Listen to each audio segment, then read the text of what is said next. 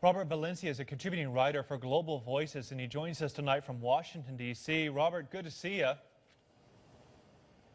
Thank you. Thank you for inviting me to your show. Yeah, of course. So this is such a big mystery, but there's been a new government, as we just heard, in Argentina, a new president. Do you think that could really bring some real change here? Well, that is the whole expectation.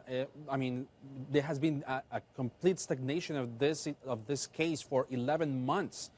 As a matter of fact, the attorney, her name is Vanessa Fain, she was completely stripped of her responsibilities, and now Fabiana Palmagini will be taking over this case.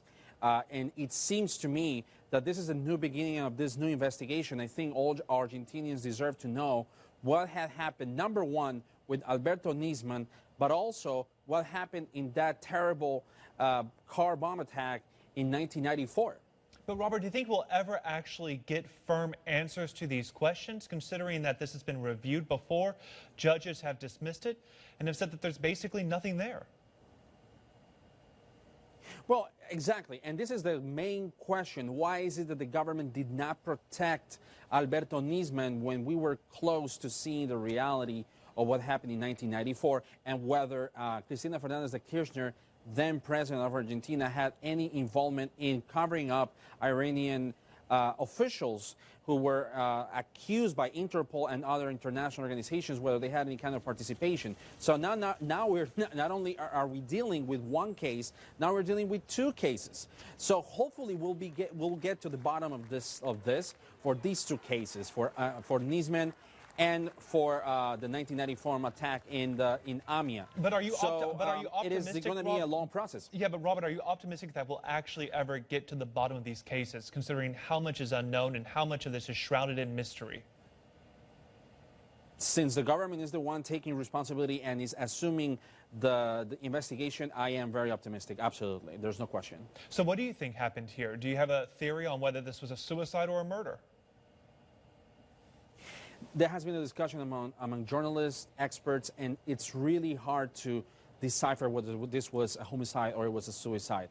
But of course, it all leads to conspirations. I mean, the fact that the forensic team did not do a good job at collecting evidence. They left trails of blood and hair and saliva. They were not able to tell whether the gunpowder, or actually the gunpowder that was not in his hands.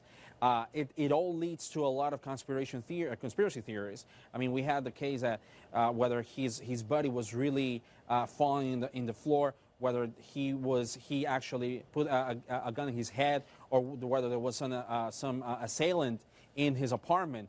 Another fact is that his building is not an old building. This is one of the state-of-the-art buildings in Buenos Aires. No one could have forged the doorknob that easily.